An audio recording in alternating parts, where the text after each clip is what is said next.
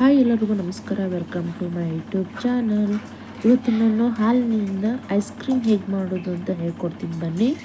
ನಾನಿಲ್ಲಿ ಅರ್ಧ ಲೀಟ್ರ್ ಹಾಲನ್ನು ತಗೊಂಡು ಕಾಯ್ಸಾಕಿಡ್ತಾ ಇದ್ದೀನಿ. ಯಾವ ಹಾಲಾದರೂ ಬಳಸ್ಬೋದು, ನೀವು ಡೈಲಿ ಯಾವ ಹಾಲು ಬಳಸ್ತಿರಲ್ಲ ಅದೇ ಹಾಲು ಬಳಸ್ಬೋದು.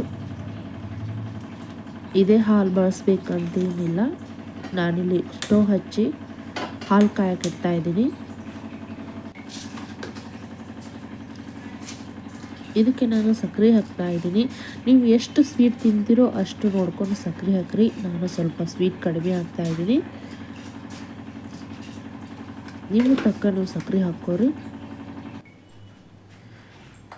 ಇಲ್ಲಿ ನಾನು ತಣ್ಣಗಿರೋ ಹಾಲನ್ನು ಹಾಕಿ ಮೈದಾ ಹಿಟ್ಟು ಕಲಿಸ್ತಾ ಇದ್ದೀನಿ. ಮೈದಾ ಹಿಟ್ಟು ಇಲ್ಲ ಅಂದರೆ ಕಾರ್ನ್ಫ್ಲೋರ್ ಹಾಕೋಬೋದು.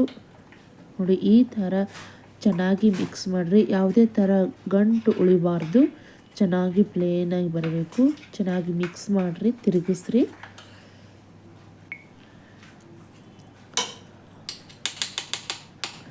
ಕುದೀತಿರೋ ಹಾಲೊಳಗೆ ಇದನ್ನು ಮಿಕ್ಸ್ ಮಾಡಿರಿ, ಚೆನ್ನಾಗಿ ಮಿಕ್ಸ್ ಮಾಡಿರಿ. ಹಾಲನ್ನು ನೀವು ಎಷ್ಟು ಕುದಿಸ್ತಿರೋ ಅಷ್ಟು ಐಸ್ ಕ್ರೀಮ್ ಚೆನ್ನಾಗಿ ಬರ್ತೈತಿ.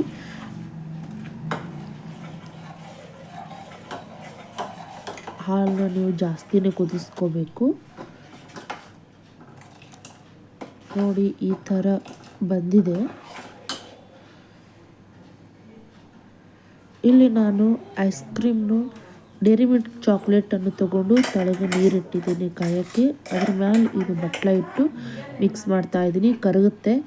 ಈ ಥರ ಕರಗಿದ ಮೇಲೆ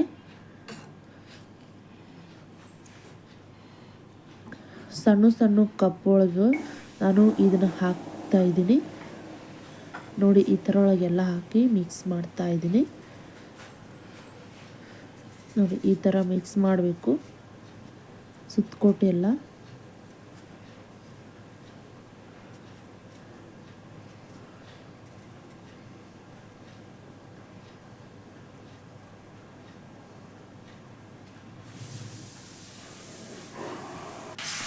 ನೋಡಿ, ಈ ಥರ ಮಿಕ್ಸ್ ಮಾಡಬೇಕು.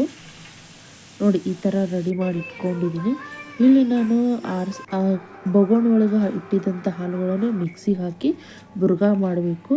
ಅದ ನಂತರ ಈ ಥರ ಪ್ಯಾಕಿಂಗ್ ಮಾಡಿಟ್ಟಿದ್ದೀನಿ ನಾನು.